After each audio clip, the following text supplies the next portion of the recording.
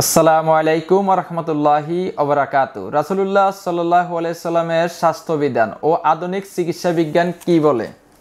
ইসলাম ও সুস্থতা। আজকের বিষয় হচ্ছে ইসলাম ও সুস্থতা আমাদের কি বলে এবং ইসলামের দৃষ্টিকোণ থেকে কিভাবে আমরা সুস্থ থাকতে পারি তা আজকে আপনাদের সামনে বলবো। ইসলাম ও সুস্থতা, মানুষের জীবন মহান আল্লাহর এক বিশেষ নেয়ামত। এই নেয়ামত যখন কেড়ে নেওয়া হয় তখন এর গুরুত্ব উপলব্ধি করা যায়। মানুষ অনেক সময় অসুস্থ হয়ে পড়ে।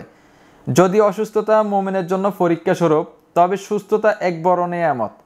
এই নেয়ামতের কারণে আমাদের মধ্যে কয়েকজন মানুষ মহান আল্লাহর দরবারে শুকরানা সেজদা করে। রাসূলুল্লাহ সাল্লাল্লাহু আলাইহি সাল্লাম বলেন, দুটি নেয়ামত এমন রয়েছে যে নেয়ামত সম্পর্কে অধিকাংশ মানুষ ধোঁকার মধ্যে রয়েছে। এর একটি হচ্ছে সুস্থতা, অন্যটি হচ্ছে অবসর। বুখারী শরীফ। সুস্থতার কারণে মহান আল্লাহর নিকট শুকর আদায় করা এবং রোগ থেকে মহান আল্লাহর নিকট পানাহ চাওয়া মানুষের কর্তব্য। হযরত আনাস রাদিয়াল্লাহু তাআলা আনহু বর্ণনা করেন, রাসূলুল্লাহ সাল্লাল্লাহু আলাইহি সাল্লাম বলতেন, হে মহান আল্লাহ, আমি আপনার নিকট কুষ্ঠ, পাগল হওয়ার রোগসমূহ থেকে পানাহ চাই। আবু দাউদ, নাসাই, মেশকাত শরীফ।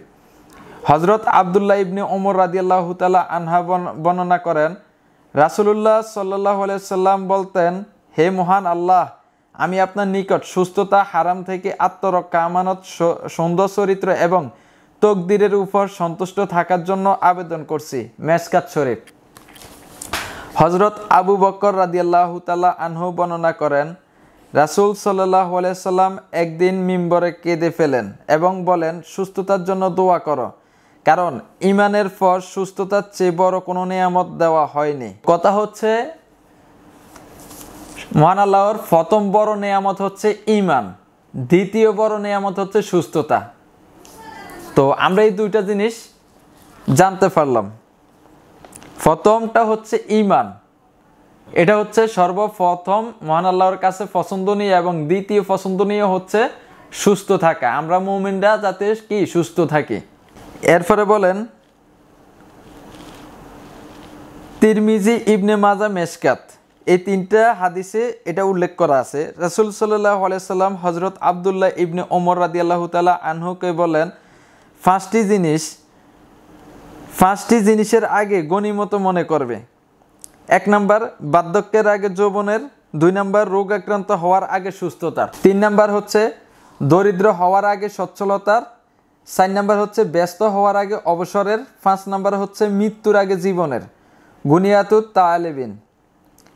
এই হাদিস দ্বারা জানা যায় যে সুস্থতা রাসূলুল্লাহ সাল্লাল্লাহু আলাইহি সাল্লামের সুন্নত এবং দুনিয়া ও আখিরাতের জন্য কল্যাণের বিষয়।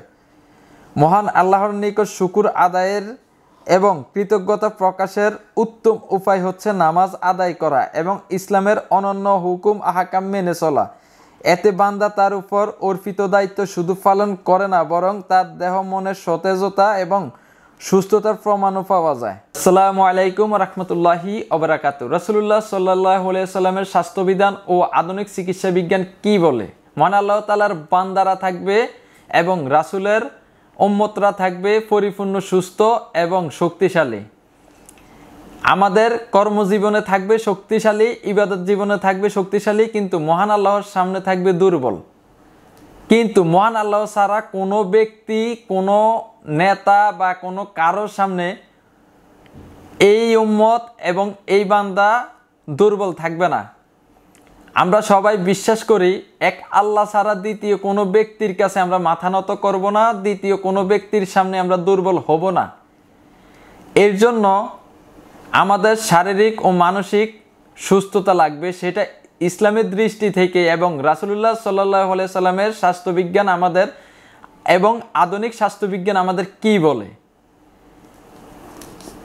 হে আমার মুসলমান ভাইয়েরা, আমি আপনাদের একটা কথা বলি, সেটা হচ্ছে আমরা আমাদের মন গড়া মতন রেগুলার চলাফেরা করতেছি, জীবনযাপন করতেছি, যখন যেভাবে মন চাচ্ছে আমরা সেইভাবে চলাফেরা করতেছি, জীবনযাপন করতেছি, সেইভাবে আমরা পোশাক আশাক পরিধান করতেছি, খাদ্যদ্রব্য খাবার খাচ্ছি, যখন যেটা মন চাচ্ছে সেটাই আমরা খাবার হিসাবে খাচ্ছি। কিন্তু ইসলামের দৃষ্টিতে চলাফেরা, জীবনযাপন, পোশাক আশাক পরিধান করা, খাবার দাবার খাওয়া, সব কিছু একটা রুলস রেগুলেশনের মধ্যে আছে। হয়তোবা এটা যদি আমরা এতদিন মানি না, কিন্তু হয়তোবা একদিন 2 দিন 3 দিন যদি আমরা একটু আমাদের জন্য কষ্ট হবে এই জিনিসটা আমরা মানতে, কোরআন হাদিস এবং রাসূলুল্লাহ সাল্লাল্লাহু আলাইহি সাল্লামের স্বাস্থ্যবিধান মেনে যদি আমরা চলতে পারি, তাহলে আমি আপনাকে বলবো আপনি ইনশাল্লাহ দীর্ঘায়ু কামনা করেন। মহান আল্লাহ তাআলা আমাদের সবাইকে দীর্ঘায়ু দান করুক এবং পরিপূর্ণ সুস্থতা নিয়ে জীবনযাপন করতে পারবেন। এবং আমরা আমাদের নিজের কিছু ভুলের কারণে আমাদের শারীরিক ও মানসিক অবস্থা ক্ষতিগ্রস্ত করি।